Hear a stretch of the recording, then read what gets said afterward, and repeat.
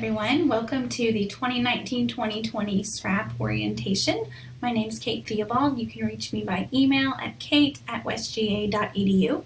So thank you for joining me for the online orientation. I think it's really exciting that for the first time we're offering an option for an online SRAP orientation. If you would like to come to an in-person session, those will be on August the 12th and August the 20th. You should have those details already in your email. Those presentations will be the exact same as what you're looking at today. But if you would like to join us in person, please feel free to sign up for one of those as well. As it is, we will jump right into our online SRAP orientation, and then any questions that you have, you can email me after you've watched the videos, and I'm happy to meet with you one-on-one or to talk via email to answer any questions you have about SRAP for this year. So I want to start briefly with our why, a SRAP overview. So the Student Research Assistant Program, or SRAP, basically enables faculty and staff to employ undergraduate students to assist in research and other related opportunities.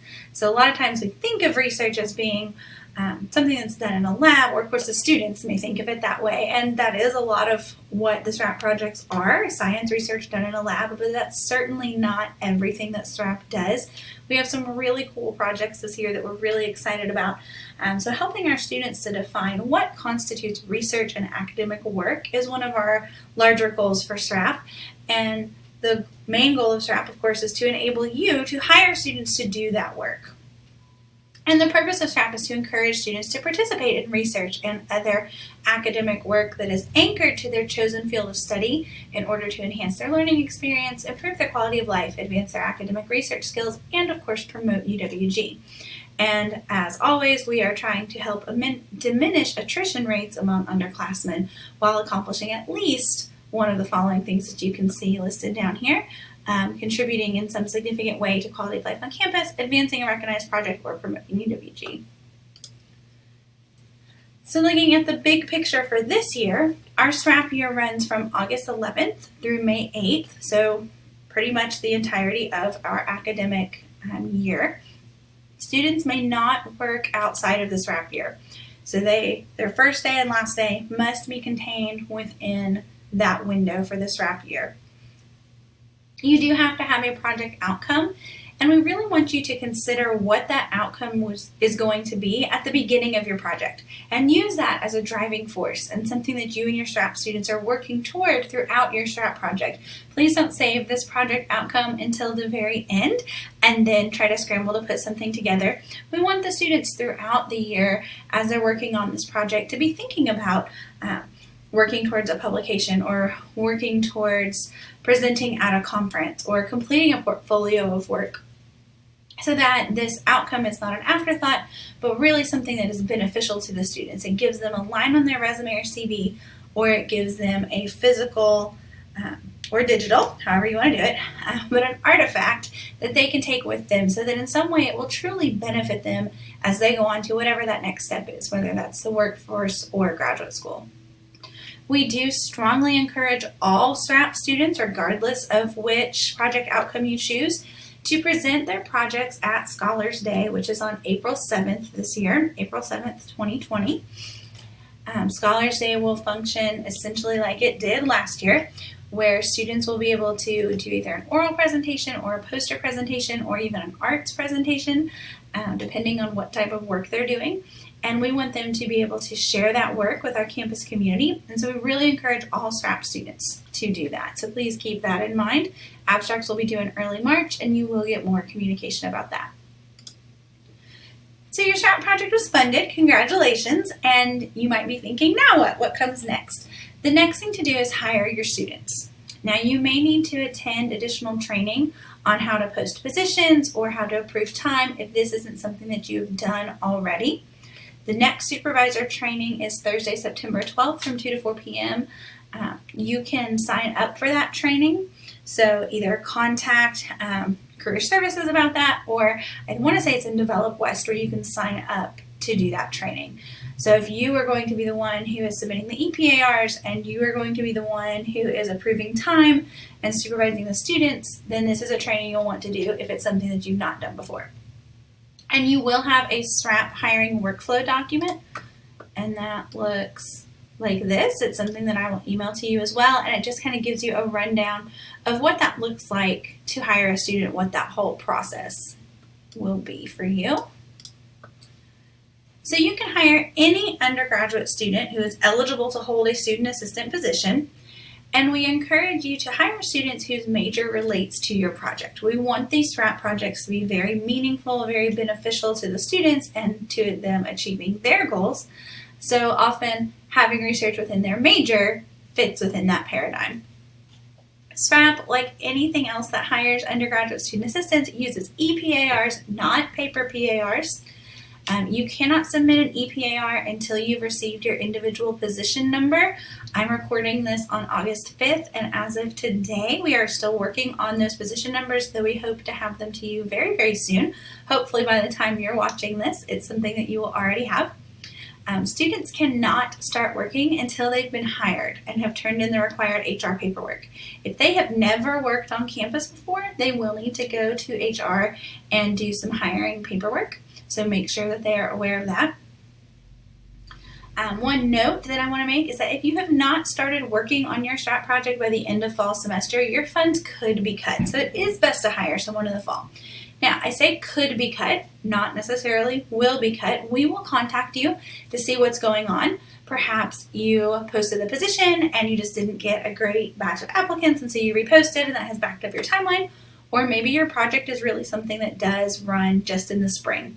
That's fine, but we will contact anyone who has not hired and begun working by the end of fall to let you know that either your funds may be cut, we might reduce by half or by another amount that we agree upon, or at that point you can say, I don't really need the funds anymore, and you can return those. There is no harm in returning funds if you realize that you're not going to use your entire SRAP award. In fact, we encourage you to return funds early. As soon as you know that you won't be using them, please do return them. We'll talk about reallocation of funds and also how you can get more funding if your project is going very well and you need some more funds. We'll talk about that in a little bit, but you cannot start work until you've hired a student, and then if you've not hired by the end of fall, we may talk about cutting your funds. Some of the logistics of having a SRAP student when it comes to pay. I know this is the hot topic in SRAP right now. We are going back to hourly, so all SRAP student assistants will be paid hourly. We were on a stipend pay system last year for the 18-19 year. That those of you who experienced that on the administrative end, it turned out to be somewhat more of a headache than we thought it was going to be. Our goal is to make sure that the whole SRAP process is as easy as possible, first for our faculty and then also for our students. And until stipends are something that we really have ironed out, we are returning to hourly pay. So definitely for the entire 19-20 year, we will be on hourly pay. So you can decide what that hourly rate should be. It has to be somewhere between minimum wage and $11 an hour. Most SRAP projects in the past, when we were on an hourly wage, paid about $8 an hour, but that is entirely up to you. We do encourage you to plan well so that you do not exceed your SRAP award amount, looking at your total funding amount and how many hours you want a student to work, and then what that hourly wage should be. Students will record their time in OneUSG. So they are going to clock in and out, and that time will have to be approved every 2 weeks. Paper time cards are not acceptable. So even if you are also keeping track on paper, the students still must be clocking in and out on OneUSG, and their time does have to be approved. That whole process, both the student clocking in and out and the approvals, are very, very easy now. It is so much easier in OneUSG than it was in ADP. So if you're thinking back to past SRAP hourly years when we were in ADP, it will be much easier now. There are guides to help with that on HR's website, and of course, if you contact them, they can help you as well. And that may be one of those things that I talked about earlier that you need to attend additional training for if it's not something that you have done before. You will be the student's supervisor on record, but you do not necessarily have to be the time approver. You are able to designate someone else to be the time approver, and that has to be done on the EPAR that is submitted when the student is hired. And that person must be able to verify the hours that the student actually worked. So you may have someone in your department who is the time approver of record for all of your student assistants within your department, and that person can approve time for your SRAP student as well. That's fantastic. You can designate that person as the time approver. You may be both the supervisor and time approver depending on how your department works in that regard.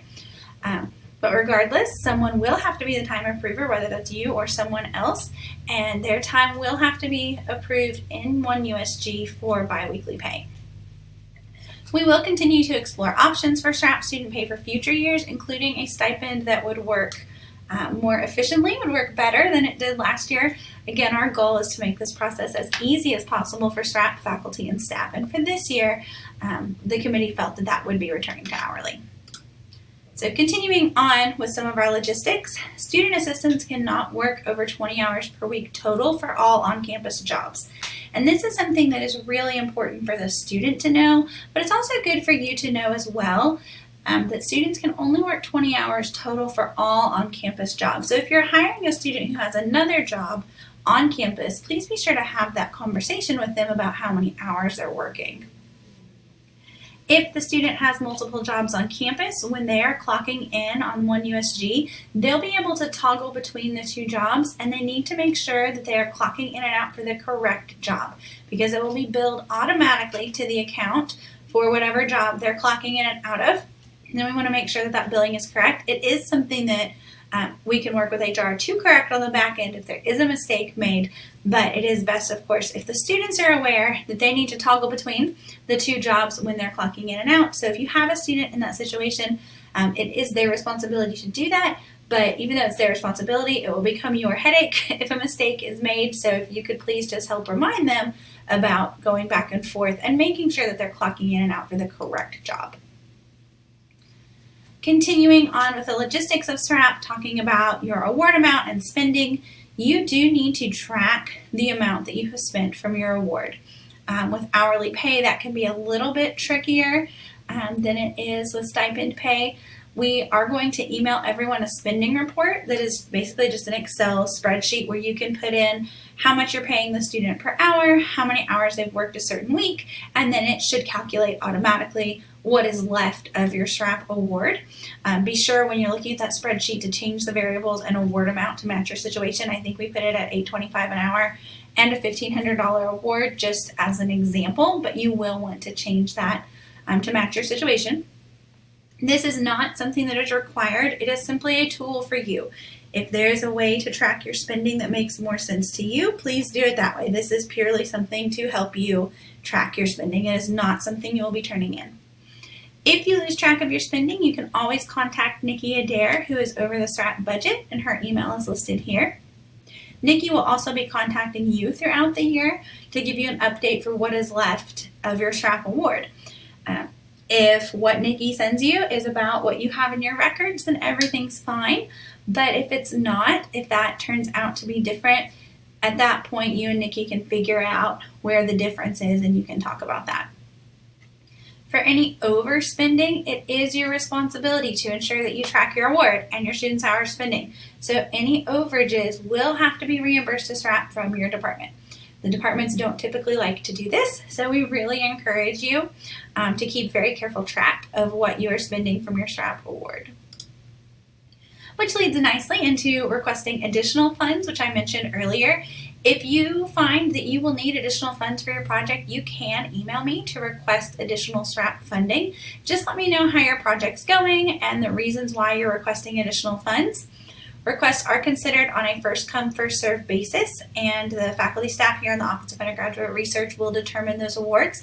Occasionally, if something seems really complicated or like we would prefer to have the committee's input, we will contact the SRAP committee about that. Usually it's pretty cut and dry. Your projects are going well and you need X additional funding, and sometimes we are able to accommodate those requests, sometimes we are not.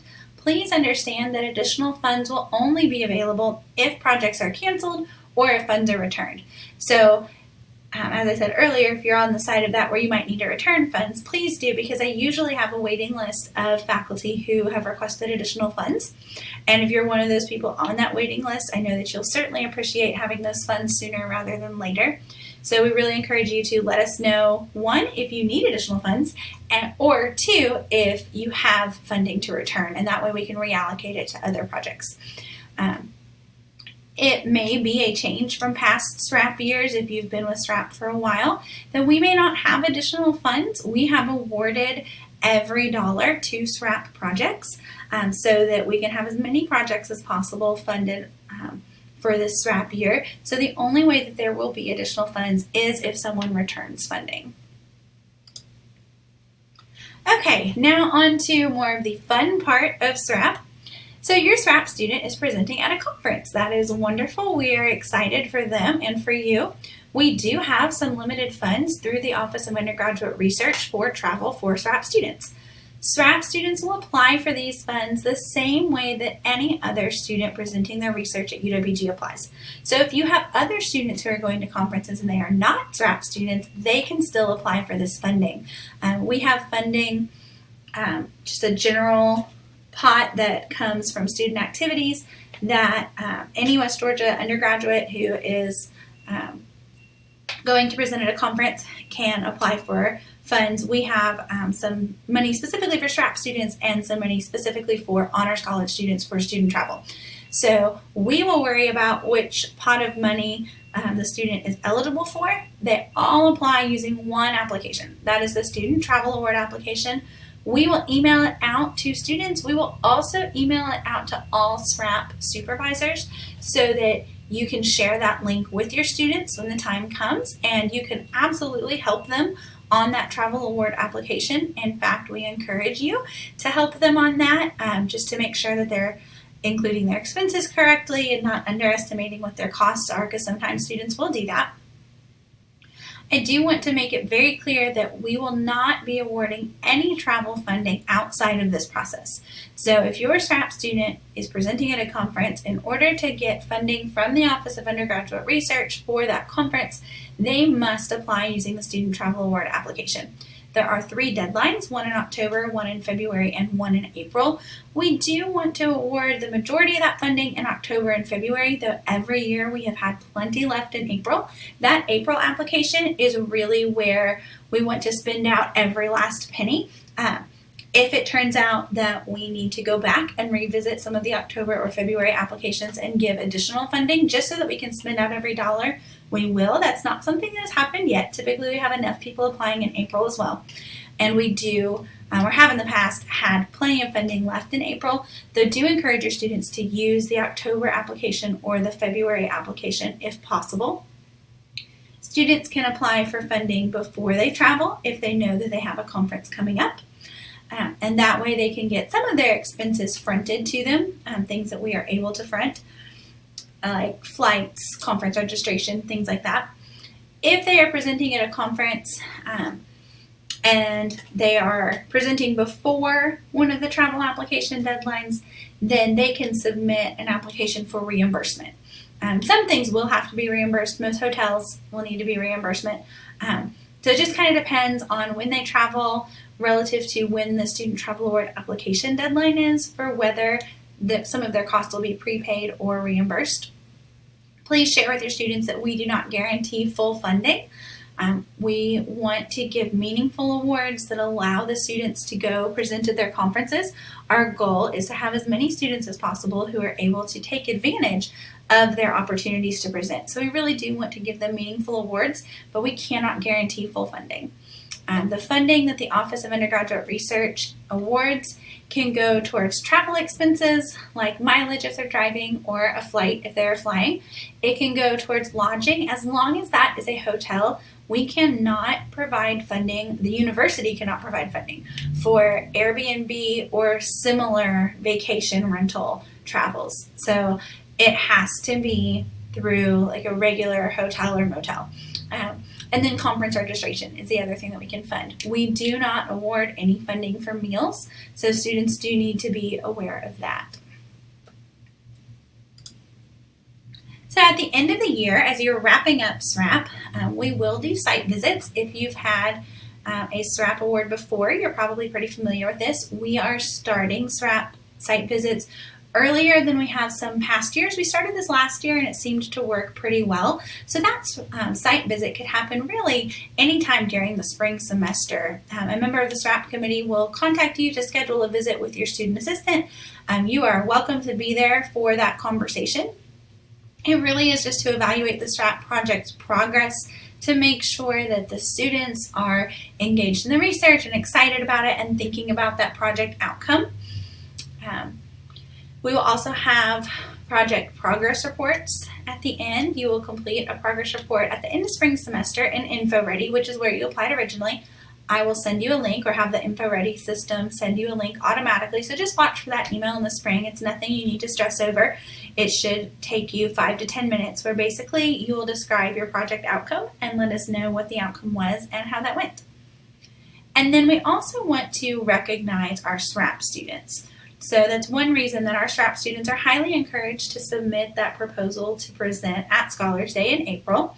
SRAP students will be recognized with a special ribbon on their conference name badge. We did that last year, and the students really liked having that additional recognition, that light blue ribbon that says SRAP in gold, and that's affixed to their name badge for the conference, so they really do stand out as a SRAP student. And your department may choose to recognize SRAP students in additional ways as well. If you hold your own award ceremony or something along those lines and want to include your SRAP students, please do. That is absolutely welcomed and encouraged, but we will definitely be recognizing all of them at the Scholars Day Undergraduate Research Conference on April 7th. We are excited to let you know that for the second summer, during summer 2020, we will be offering a summer SRAP program. You may have noticed that the regular academic year SRAP program for 1920 is ending a hair earlier than it has in the past. Rather than mid-May, it will be ending in early May, right after graduation. And that is because we are offering a summer SRAP, and we want to have plenty of time for those summer projects to run. So proposals will be due early in the spring semester, so just keep an eye out for emails about summer SRAP. Some differences in summer and academic year SRAP are that students can work up to 40 hours a week during the summer. This makes it a really wonderful opportunity for them to engage in in-depth research and to have summer employment.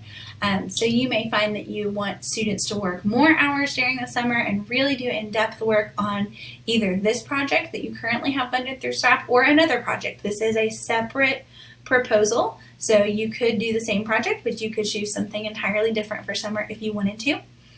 Especially for the summer, we encourage our SRAP supervisors to hire underclassmen. We are working hard to build a culture of research at UWG. We want to improve student retention.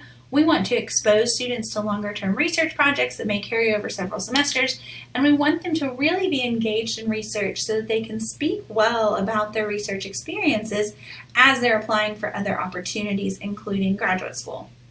So by hiring underclassmen, you really are giving them an opportunity to learn what research is in an in-depth setting through the summer, and then they will be fantastic candidates for your research during the regular academic year as well. And speaking of opportunities that they may have available to them, I want to mention our national scholarships and fellowships. We have a few national fellowships that we work with regularly, though we are happy to work with students who are applying for other things as well. Often it is our students who are engaged in research who are also strong candidates for national scholarships and fellowships, though you may be thinking of students that you have in your classes who are not your SRAP students who also may be great candidates for any of these opportunities. So please send them our way as well. You can have any students contact me about any of the opportunities listed here, or about other opportunities that they may be interested in. We have a student applying for the Peace Corps. We have some students applying for the JET program to teach English in Japan, and those are things that are not listed here, but that they are interested in, that our office will absolutely help them to apply for. If you have students, though, who may be particularly interested in opportunities that could take them abroad, like Gilman or Fulbright or Schwarzman, please have them reach out or come to a workshop. If you have students who might be interested in doing an REU or applying for a Goldwater because of their research with you, those are excellent opportunities that we would love to help them apply for. REUs and Goldwater, typically want students who have had research experience. Now, not all REUs, some REUs do want those newbies who have never done research before, but Goldwater especially wants students who are able to speak well about their research in the sciences or mathematics or engineering. And so if those students have had research experiences that are meaningful already, then they are ready to write an excellent Goldwater essay. So please be sure to send those students my way. And then some opportunities we have more in the social sciences, but could be open depending on what the students' goals are Truman and Madison, and I encourage you to send students my way for those as well. And then on this side over here, we have the Fall Fellowships information sessions. So we do have several sessions coming up this fall that you can encourage your students to attend, or if you would like for me to come speak to a particular group of students and give any one of these sessions to a specific group, I'm happy to do that as well. I'm going to leave you with contact information for SRAP. You have my contact information, Nikki's, and Mary Beth Phillips in HR. Often, if you have technical HR type questions, I will loop in Mary Beth or send you to her. But I am happy to be that catch-all for you, or if you know that it is a very specific HR career services type question, do feel free to reach out to Mary Beth directly.